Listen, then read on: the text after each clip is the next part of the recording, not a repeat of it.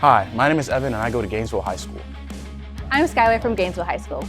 Hi everyone, I'm Nevaeh and I'm president of BSU at Union Reed High School. I joined Black Student Union to show a sense of community and acceptance within my school. For me, I joined BSU because I want to create an inclusive community where I can meet my friends and have some fun events. We host monthly meetings, red table talks, and our soul food night, basically speaking and talking about diversity within our community and our culture. During the year, we visit HBCUs, mentor elementary school students, and have a Black History Month assembly.